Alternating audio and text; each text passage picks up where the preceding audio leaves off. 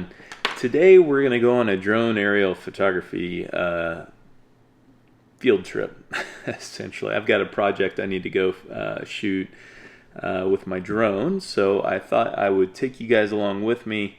We'll talk a little bit about drones, we'll talk a little bit about the recent trip I was on, and I'll throw up some photos along the way. So let's go get packed up and head out to the construction site. Okay, we've got two batteries. They should be fully charged. Let's see, the remote is fully charged as well. Got the Mavic in there, and another spare battery just in case. Ooh, bright light.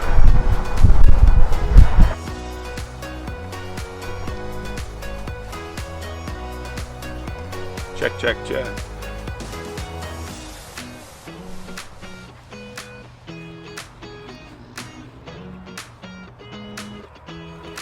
Gotta wear the vest. Okay, got the Mavic 3. Man, this is a great drone. I adapted drones into my aerial photography business as soon as they were usable. Started with the Phantom 1. And that was it was cutting edge technology at the time, but the flyaways were a bit heart-raising. It would increase your heart rate a bit as it would try to fly back to China. The Phantom 2 was not much better. Had the integrated camera though, so that was handy. The quality though was not very good. Small sensor. If you had low light, it was just useless. The noise was just incredible. Terrible noise in those images. The Phantom 3 Pro was a little bit better, and then they finally got it right with the Phantom 4 Pro. I still have my Phantom 4 Pro. I use it for mapping purposes and things like that, but I'm now using the Mavic 3. This drone is amazing. So the flight time's longer than anything out there that I've owned anyways, and the sensor size is finally bigger, so it's better in low light. It's just the files out of this are so much better than even the Phantom 4 Pro that I still have and I use. So I'm super happy with this drone, and yeah. So let's see, I need to get my clearance because right now I'm in controlled airspace, and I need to get clearance from the FAA to fly this project. So I use an app called Aloft. And this process back when drones, back in the Phantom 1 and Phantom 2 days, and Phantom 3 days really, maybe a little bit into the Phantom 4, I can't remember, but we used to had an exemption by the FAA to fly drones commercially, and it was called, I think, Exemption 333, and I photographed construction of like an Amazon warehouse, and it was in Bravo, or the busiest airspace that you can have. It's called Class B if you're not familiar, and it took me a month and a half to get clearance to fly in that airspace. So it was, and then every time I did it, I'd have to call the tower, and it was a huge ordeal. Now it's with Part 107, which is the certification of commercial drone pilots, and with the Lance, and I can't remember the acronym for that, I'll put it up here, but literally I'm like, right now I'm in controlled airspace. I'm logging into the Aloft app.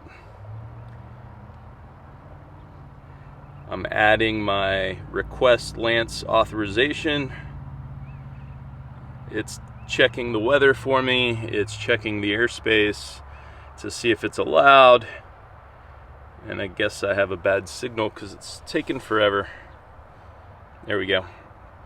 And okay, it's telling me the airspace that I'm in. I can check the weather. Visibility's 10 miles. It's 85. It's supposed to be like 101 today, which is why I'm out here at 9:30 in the morning. And 9 miles an hour with gusts up to 13. I've flown this Mavic 3 in gusty winds up to like 30, 35 miles an hour. You just got to watch out about getting it downwind and then having the battery to come back to you. You got to really be careful about that. But this Mavic 3 is a beast. So it looks good. So I'm going to request authorization for part 107, and I'm going to go all the way up to 400 feet. And for 2 hours, it won't even take me a quarter of that, but I always ask for a little bit more just in case. All right, so it looks good. I'm gonna agree and submit. And what used to take me like a month and a half takes about 2 minutes at most. There's my text, and it tells me that my request was approved. So it's a beautiful thing now. Drones are finally somewhat trusted, and the drone operators are somewhat trusted. There's still some knuckleheads out there that try to ruin it for everybody.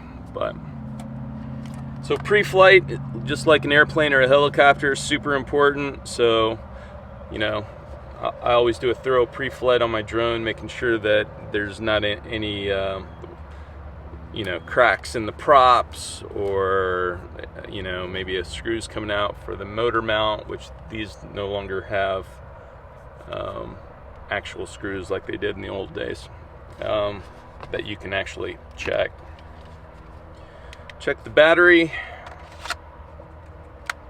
Looks good. Check for an SD card. Check. And we are ready to go. I forgot my platform. I forgot a lot of stuff. Forgot my lavalier mic. Forgot my ND filters, which is why I have you guys hiding in the car here. Otherwise, it will. You know, I forgot my lavalier, so there's tons of road noise out here. So I'm sorry for sticking you guys in the trunk.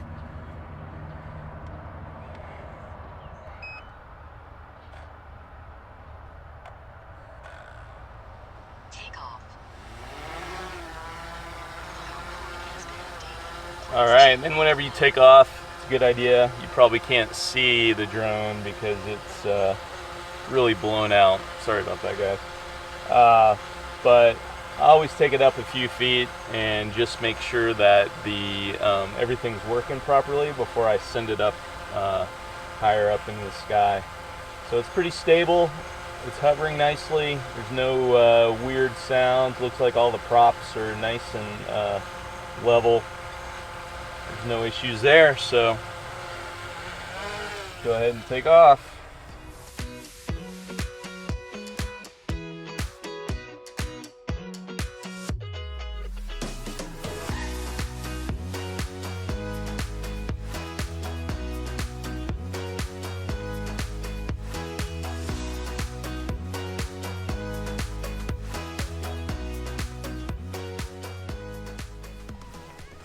All right, guys, so finished up that project and figured it would be a little bit better to finish this video back here at the office rather than at the project site with the overexposed background. So again, sorry about that.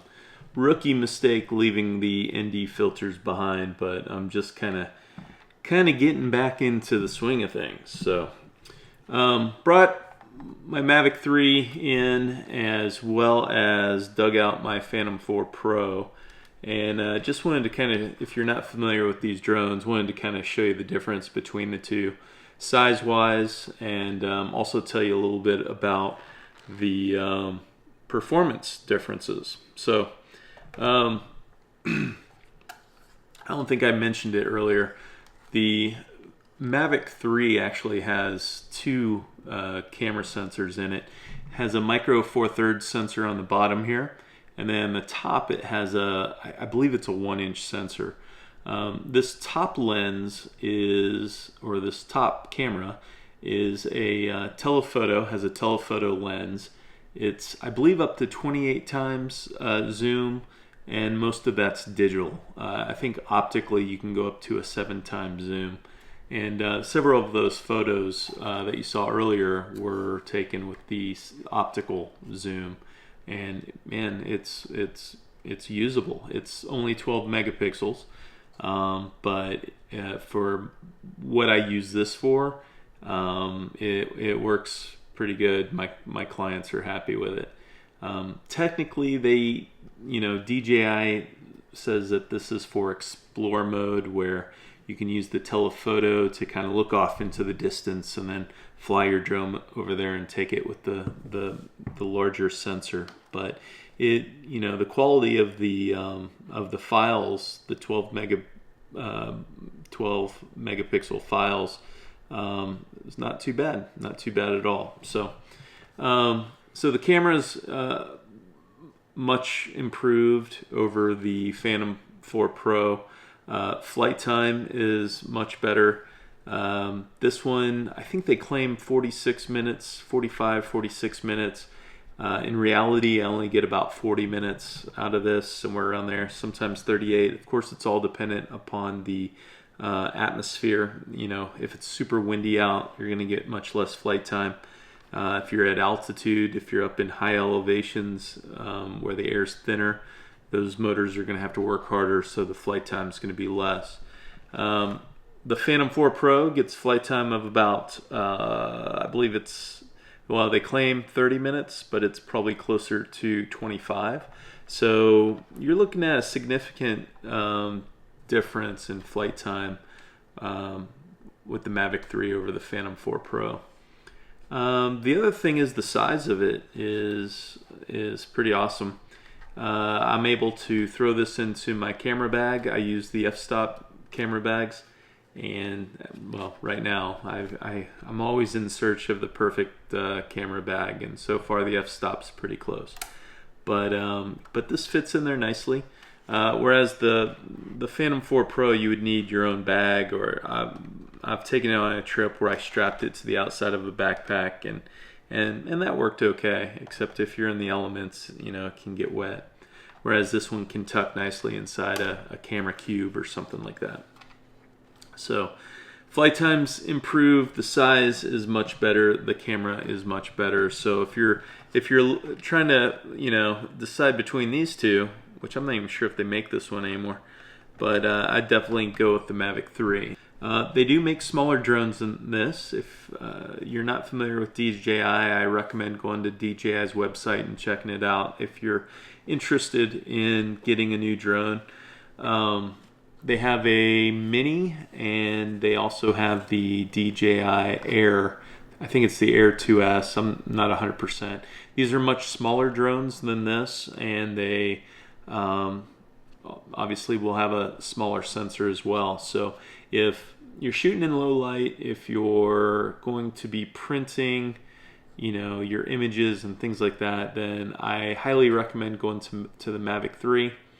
However, if you're just using it for video or for YouTube, or something like that, then you could definitely get decent footage with either the Air 2S or the DJI Mini. So anyway, that's it on the drones. If you have any questions or comments, or want me to cover any topics drone related, I've been flying the Phantoms since 2013, and so I've made a lot of mistakes, and I've taught myself a lot over the years. So I'd be happy to make videos on that topic if there's enough interest out there. Okay, so that is enough about drones. Let's talk about this road trip. So I got back about 2.5 weeks ago, and overall it was about 5,800 miles spanning about 12 days. Covered, I think, 10 states, and it was a lot of photography, quite a bit of video, and a lot of fun. So took off out of Texas, headed up towards New Mexico, and my first stop was Shiprock. So the goal was to get to Shiprock by sunset the next night, and I barely made it. I ended up getting a flat tire right around, where was that? Santa Fe, New Mexico. Ended up having to buy 4 new tires. But then made my way out to Shiprock and got to see this. Initially I had set up a composition by the road, and I was about 2 miles, mile and a half, 2 miles away from the formation. And it was okay, but I was wanting, I was wanting something else. So I ended up driving down to what they call the dike down there, hiking up, getting as high as I could, which I was able to actually get to the very top of the dike. And this particular photo wasn't at the very top, it was just a little bit further down, catching the last light on Shiprock there. In my mind, I had wanted, clouds in the sky and everything else, but this was pretty close to the actual color, maybe a little more saturated. I'm still working on the final edit of this, but it was pretty close to that color. It was pretty spectacular. I think the forest fires in the area kind of helped with the color a bit. But this was taken on the Z9, f/16. Actually did a focus stack a little bit, just to make sure everything was nice and sharp. And the lens was the 24-120 Z lens. So that lens I was very impressed with. It pretty much stayed on my Z9 most of the time. So the next shot we're going to look at came the next day of the trip, which is Shoshone Falls up in Idaho. And it's kind of funny, I had no intention to photograph this when I set out on this trip. Didn't even know this place existed, and I was driving down the highway and I saw the clouds and it was getting close to sunset, and I knew that the sunset was going to be a decent one, so I was looking everywhere for a composition. And then I passed this road sign that says, Shoshone Falls attraction next right, and so I'm taking the next exit and making my way down to Shoshone Falls, which I'm so glad I did. So that's the Snake River. And that's on the right, of course, Shoshone Falls. And I had no idea, but supposedly it's larger than Niagara Falls. That's what somebody had told me. So I was super stoked to get this shot. I was really, scrambling, trying to find a composition, and ended up getting a waterfall in the Snake River with a beautiful sunset. This night, it was a fork in the road, so to speak, on this trip, where I had to make the decision whether or not I was going to continue on my plan to go photograph Mount Hood, or go up to the Palouse area of Washington, which was kind of my plan B. I wanted to photograph Hood in a lake. It's called, I believe it's called Trillium Lake. And I had a campsite. My dog is knocking at the door.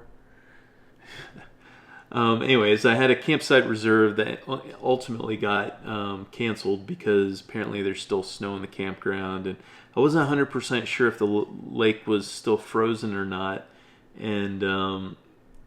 And to top it all off, the weather was like solid overcast, and clouds are good. You want clouds, and because a break in the clouds, like this photo, it only takes a little hole in the cloud to light up to light those clouds up. But the Palouse area was showing like partly cloudy skies, whereas Oregon was like a solid layer of cloud cover. So ended up heading north to the Palouse area. I'd seen a lot of photos on Hudson Henry's YouTube channel of the Palouse region. He takes a lot of workshops up there, and I've seen some amazing photographs. So I definitely, my dog's still making noise, definitely wanted to hit that up. So anyway, that's where I ended up. The partly cloudy skies were mostly cloudy, so I had some kind of flat light. and you know, not super excited about the photos I shot up in the area. I definitely want to go back to get some more, but they're not too bad.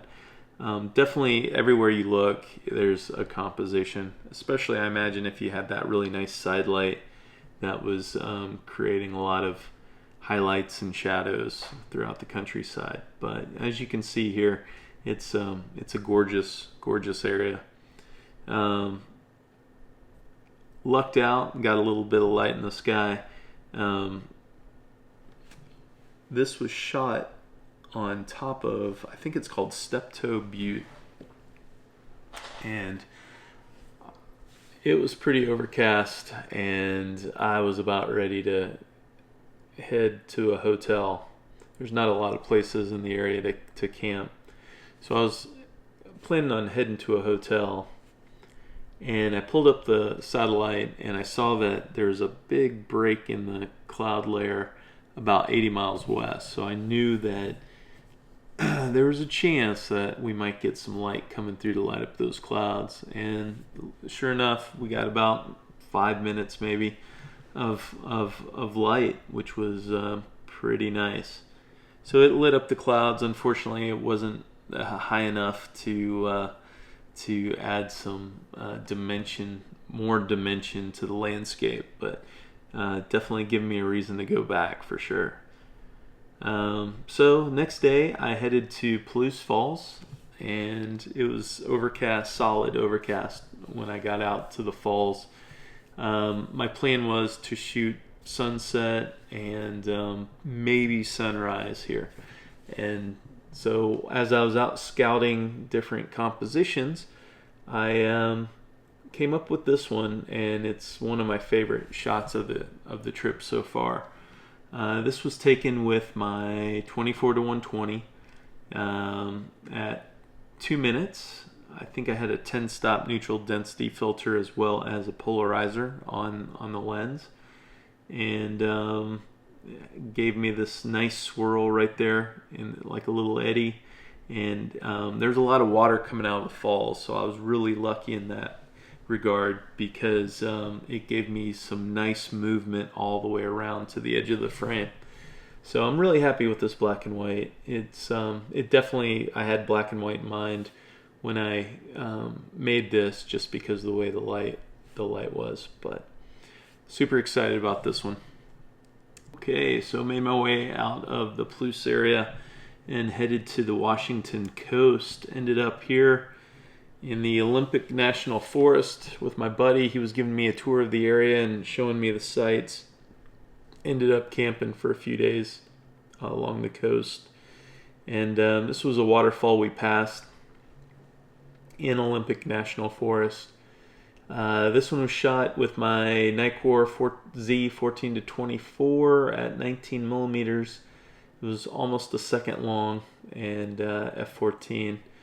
Pretty sure, I know I had my polarizer on, and I probably had a three-stop neutral density filter as well. So took a bunch of photos of this site, different compositions, and so far this is the one that has jumped out at me the most.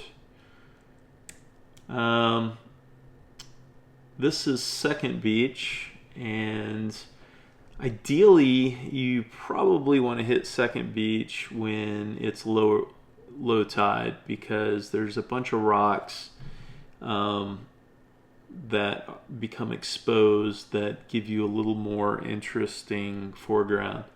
I was fortunate to get this really nice reflection, and a beautiful sunset, so I can't complain, but definitely want to go out and photograph this area again and try to hit it around low tide. I think that would be pretty cool. This next shot, it's one of my favorites. It's it's essentially a blurry image with some light, but it's a technique called ICM, intentional camera movement. I don't know if you can see it up there or not, but I've got, you probably can't see those aspens up there. So I've got a print of some aspens, and I did the same thing. So it's a longer, you shoot it with a longer exposure, and then you, during that, when the shutter's open, you kind of have a little bit of camera movement, and that creates the painterly effect. Gives the image, you know, a little bit of texture, and again, makes it a little more painterly. I really like it. There's a lot of trial and error involved with this technique, and that's what I did here. So it's a horizontal movement as opposed to a vertical movement, and it just, I like the texture, I like the light, I like the reflection in the water, and anyway, I don't know why I like it. I just like it. They're a lot of fun to shoot. You never know what you're going to get. So let's see, I think this is the last image in Washington. Yeah, so bugged out of Washington, headed south towards the Redwoods. Originally I was supposed to go to Yellowstone, and with the flooding I decided to head into California. Plus I had to get back, some projects popped up at home, and so I had to end my trip just a little early so I could to get some work done. So but headed into the Redwood State Parks, and these are actually not redwoods. This is a group of cedars. So I believe these are western red cedar trees, and the texture of the tree trunks, the way the light was lighting up the bark on this tree in the front, and of course the texture of it, and I like that green bush at the bottom. So really like this image. Hopefully I have some photos of some redwood trees. I'm pretty sure I do, but that whole area I want to go back and spend 4 or 5 days or longer exploring, because there's definitely a lot of compositions and a lot of beauty there to take photos of. But this was shot with the 24-120. It's about almost 2 seconds at f/16, and I didn't have any kind of filter on, so it was kind of dark in the forest, and this was right in the middle of the afternoon. And then this last but not least, this shot's kind of like the Shoshone Falls shot, where I was driving down the highway, and I could tell that it was going to be a colorful sunset, so I was scrambling trying to find a composition along the road, and stopped at a little scenic overlook and couldn't really find a decent angle, and kept driving, and finally saw these yellow flowers and pulled over. I'm probably like 3 feet away from the edge of the side of the road with a bunch of cars screaming past me, but luckily there wasn't a lot of wind. This is a 6-second exposure, and sure, I had the polarizer on, and probably a 3-stop, maybe a 6-stop neutral density. Not 100% sure on that, but definitely an ND on there as well. This was taken with the 24-120 at 24 millimeters and at f/16. So anyway, that is it. Those are all. That's the preview of. Hopefully, there's some more shots out of there, but I'm happy with the ones I got. Yeah, most of the time I will give myself some time to separate between a trip and when I start doing my final edits on photos, just because you kind of have a preconceived vision of what a photo is supposed to look like immediately after you get done shooting. And if you give yourself some time, I find most of the time I see things a little differently, and for good or for bad. But so I like to give myself some time in between edits. So I'm sure I'll find some other photos, but if I don't, I'm pretty happy with the ones I have. But anyway, you can follow me on Instagram. I post up there at I try to post at least once a week. Here lately I've been posting a couple times a week. And if you like this video, please hit the like button, and if you'd like to see more videos, subscribe, and maybe drop a comment down below and let me know what type of photos you'd like to, videos you'd like to see on this channel. But until next time, see you later.